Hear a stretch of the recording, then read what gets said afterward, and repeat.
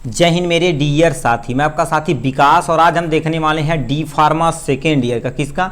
D pharma second year का एक प्यारा सा सब्जेक्ट जिसे हम शॉर्ट में क्या बोलते हैं, EEDM यानी environmental education and disaster management. ठीक है, बहुत सारे मेरे भाई, ये बहुत सारे स्कूल हो यानी जो भी क्लासेस वगैरह चलाती हूँ वहाँ इसे पढ़ाया ही नहीं जाता, क्योंकि ये थोड़ी सी जनरल चीज़ें होती हैं, जैसे एसिड रेन क्या होता है, पॉल्यूशन क्या होता है, सुनामी कैसे आ जाती है, बाढ़ कैसे आ जाती है, भूकंप कैसे आ जाता है, यही सब हमें इसमें पढ़ना, थोड़ा सा इकोसिस्टम वगैरह के बारे में पढ़ना पड़ेगा। ठीक है, यदि पेड़ बहुत ज़्यादा हम काट देते हैं तो उससे क्या परेशानियाँ हो सकती हैं, यही सब चीज़ें हमें इसमें पढ़ना रहता, मगर बहुत सारे क्लासेस में इसे चलाए नहीं जाते। प्लीज़ आप ध्यान रखिएगा, ये 2023 का जो पेपर है, ठीक है, इसमें बहुत सारे, आप 2023 का रिजल्ट देख सकते हैं, बहुत सारे लोगों का किसमें EEDM में ही क्या गया, बैक लग गया है।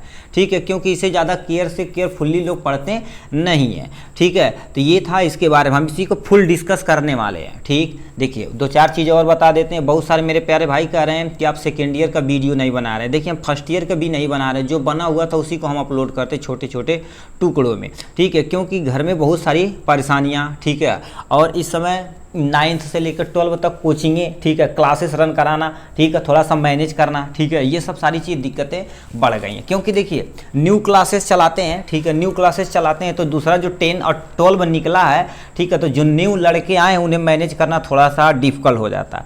ठीक है, तो उन्हीं में हम सिस्टम में लगे हुए हैं। ठीक, मगर हम देखिए, हमसे आप यदि प्रॉमिस कर लिए, हम भी प्रॉमिस किए हैं कि 2023 का आपका, ठीक है, एक पेपर, 2022 का एक पेपर और सुपर 25 या 30 क्वेश्चन आपको प्रोवाइड करा दिया जाएगा एकदम अच्छे तरीके से, जैसे हम फर्स्ट ईयर में किए थे उसी तरह से सेकेंड ईयर में। क्योंकि बहुत सारे ऐसे मेरे भाई सब्सक्राइबर हैं जो क्या कर, सब्सक्राइबर तो बोल नहीं सकते, एक फैमिली मेम्बर की तरह है। ठीक है, वो हम पे विश्वास किए, जैसे फर्स्ट ईयर में पास हुए वैसे सेकेंड ईयर में भी पास होने वाले हैं। ठीक, तो उसकी चिंता मत करिए, उसे हम जरूर लेकर आएंगे। ठीक है, ठीक, तो इस पे हम आज डिस्कस करने वाले हैं environmental education and disaster management के बारे में। ठीक, तो चलिए स्टार्ट करते हैं प्यारा सा वीडियो।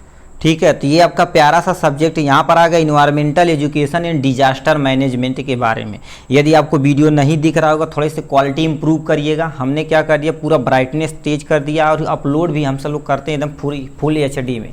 ठीक है, तो ये सारी चीज़ें यहाँ से, यहाँ पर कोड की बात की जाए तो कोड यहाँ पर है। ठीक है, और यहाँ पर मार्क की बात की जाए तो देखिए कितने नंबर का है, 50 नंबर का। कितने नंबर का? 50 नंबर। ये टोटल कितने घंटे का होता है? 2.5 घंटे का होता है। कितने घंटे का?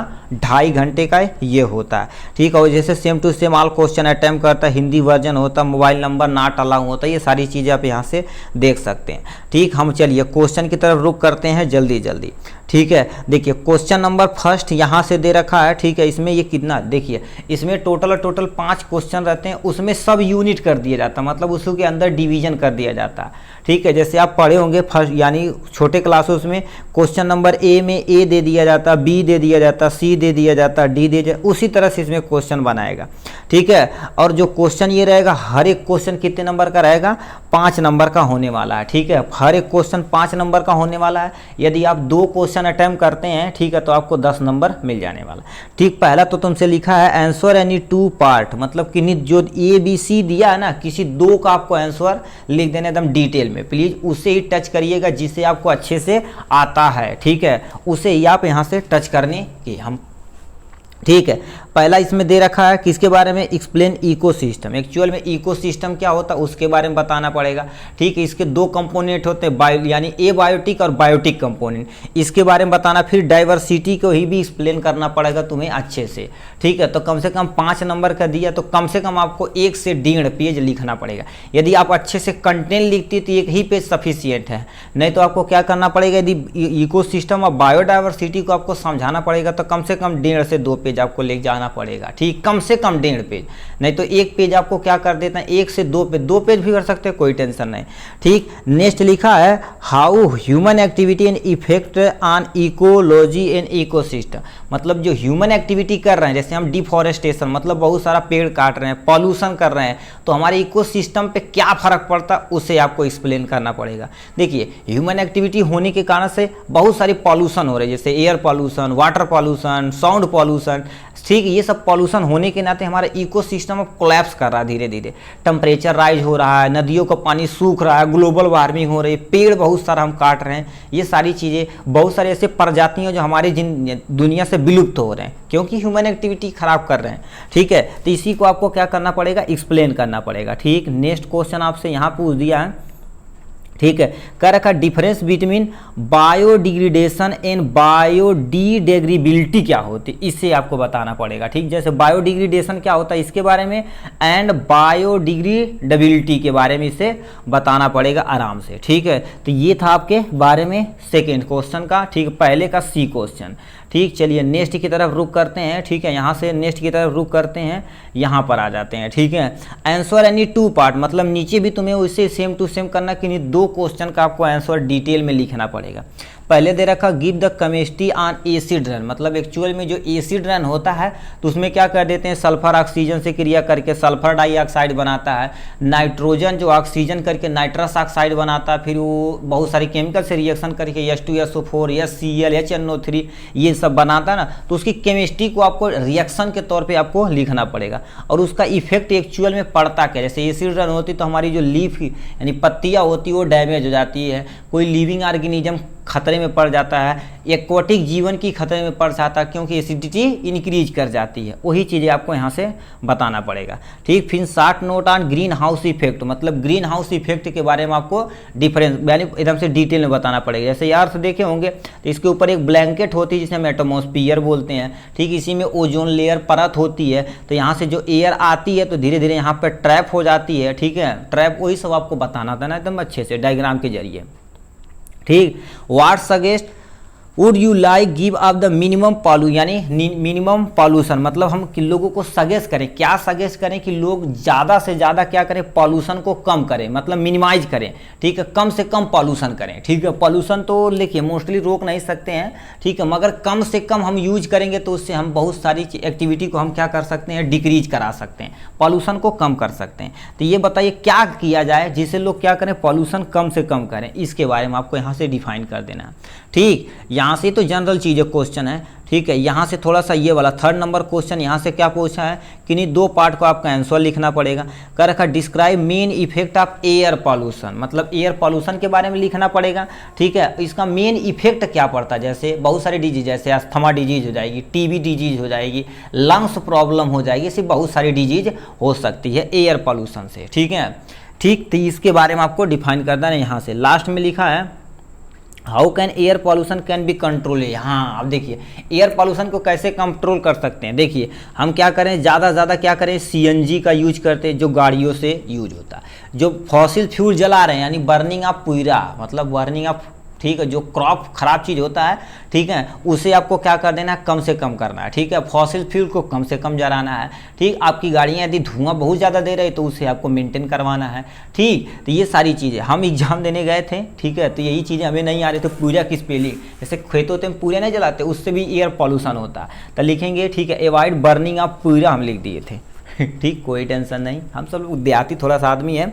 ठीक है, यानी अब तो एग्जामिनर को समझाना चाहिए भाई। ठीक है, एग्जामिनर यदि सेटिस्फाई है तो आपको नंबर देने वाला कंफर्म है।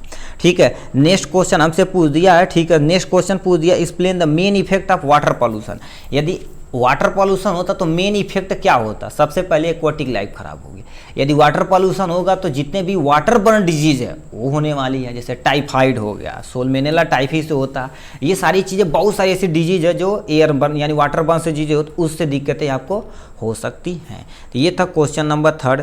अब आते हैं नेक्स्ट पे। ठीक है, इसके बाद आपका खत्म हो जाने वाला है यहाँ से। ठीक है, क्वेश्चन नंबर 4 पे यहाँ से आपको कर देते हैं, किसी दो पार्ट को आपको क्या कर देना, इसमें से डिस्कस ही करना है। Short note of the noise pollution. देखिए वहाँ एयर पॉल्यूशन पूछा था, यहाँ से क्या पूछ दिया, नॉइज पॉल्यूशन। किसके बारे में, नॉइज पॉल्यूशन के बारे में आपको डिटेल में बताना है। ठीक है, लास्ट में तुमसे पूछा short note on the radio active pollution, मतलब जो रेडियो एक्टिव पॉल्यूशन होता है, जैसे मान लेते यूरेनियम, थोरियम, रेडियम, ये सब होते हैं, तो ये रेडियो एक्टिव सब्सटेंस है, मतलब ऐसा पॉल्यूशन जो रेडियो एक्टिव सब्सटेंस होता है उसे हम क्या बोलते हैं, रेडियो एक्टिव पॉल्यूशन बोलते हैं। ठीक है, ये बहुत खतरनाक होता है भाई। ठीक है, इसकी डैम्पिंग वगैरह बहुत अच्छे तरीके से की जाती है। तो एयर ये वाला पॉल्यूशन जब करेगा ना तो आदमी को म्यूटेशन हो जाता है। ठीक है, तो ऐसे बहुत सारी दिक्कतें हो सकती हैं। ठीक, फिर क्या रखा, how does the excessive use of pesticide, fertiliser, agriculture, pollutant, ठीक है, पॉल्यूट आवर बायोस्फीयर।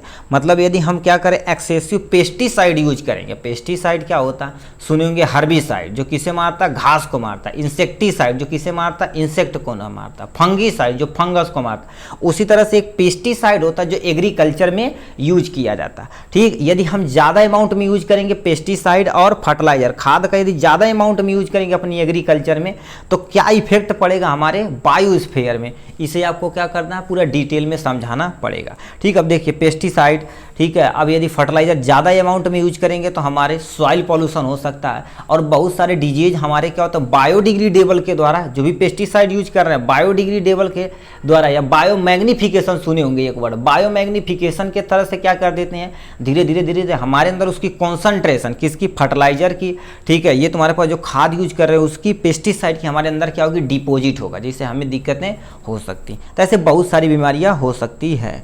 ठीक है, क्वेश्चन नंबर यहाँ से तुम्हारे पास आ जाता है किस पे, 5th नंबर पे। ठीक है, ये हो गया 5th। तो इस तरह से देखा जाए तो ये 50 नंबर, 10 × 5 = 50 यहाँ से बन गया। अब इसमें क्या लिखा, किन्हीं दो पार्ट को यहाँ पर डिफाइन करना है, कह रखा है, लिखा है discuss objective of the national environmental pollution, यानी NEP के बारे में बताना पड़ेगा, नेशनल इन्वायरमेंटल पॉलिसी। वैसे बहुत सारी पॉलिसी चलाई गई जिसे हम नेशनल इन्वायरमेंट को हम स्वच्छ रखना है, पॉल्यूशन को कम से कम करना है। जो भी चीज़ें, जैसे मान लेते VS6 अभी गाड़ियों में चला, तो उसमें क्या कर दिए जाते, जो ज़्यादा पॉल्यूशन कर रहे थे गाड़ियाँ उसे हटाया गया। देखिए VS6 इंजन, अब देखिए हर 1 अप्रैल को, ठीक है, हर साल अप्रैल को क्या गाड़ियों में संशोधन की जाती है। ठीक है, मोटर व्हीकल एक्ट चलाया जाता है, उसी के अंदर जो भी त्रुटियां रहती है उसे मेंटेन किया जाता है गाड़ियों के अंदर। ठीक है, तो वही नेशनल इन्वायरमेंटल पॉलिसी क्या होती है, इसके बारे में आपको डिटेल में यहाँ से बता देना है। ठीक है, मतलब इसमें शॉर्ट में पूरा डिटेल में बताना है, क्योंकि हर एक क्वेश्चन 5 नंबर का भाई। ठीक है, लिखा है wise environmental management system require, मतलब जो इन्वायरमेंटल मैनेजमेंट सिस्टम की कहें रिक्वायर। अब बताइए, यदि रिक्वायरमेंट न हो, ठीक, तो हम इन्वायरमेंटल को बर्बाद करते जाएंगे। ठीक है, गाड़ियों में कोई संशोधन ही नहीं करेंगे, लो भाई पॉल्यूशन भर भर के कर रहे हैं। ठीक है, अब कहेंगे सर हम, जैसे बहुत सारे हम छोटे छोटे बच्चे हैं 9th में, अभी 8th में, 7th में, तो उन्हें समझाते हैं कि भाई वाटर, या जो हमारा पानी है उसे कम से कम यूज करिए।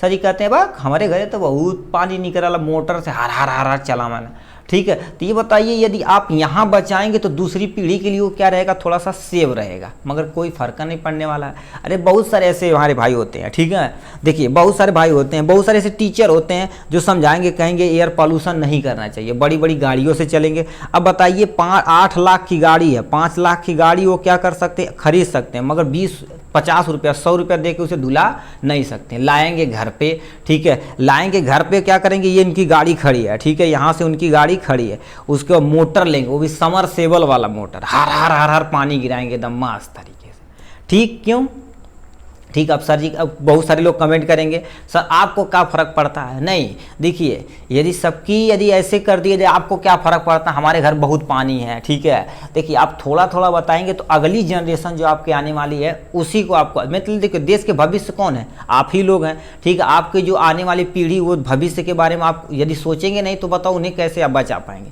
ठीक है, तो ये सब चीज़ें आप थोड़ा सा अवॉइड करिए। ठीक है, अब बताइए ये करिए, मगर क्या करिए, 1-2 बाल्टी पानी फेंक के पहले अच्छे से धुल दीजिए, फिर मोटर से मार दीजिए। नहीं, जब तक वो गाड़ी धुलाएगी आधा घंटा तब तक हर हर पानी गिरता रहेगा। ठीक है, अब हम सब लोग रूम में रहते हैं, अब सोचिए एक दिन पानी न लेकर आए, ठीक है, तो पूरे दिन वैसे पानी बिना रहना पड़ेगा तुम्हें।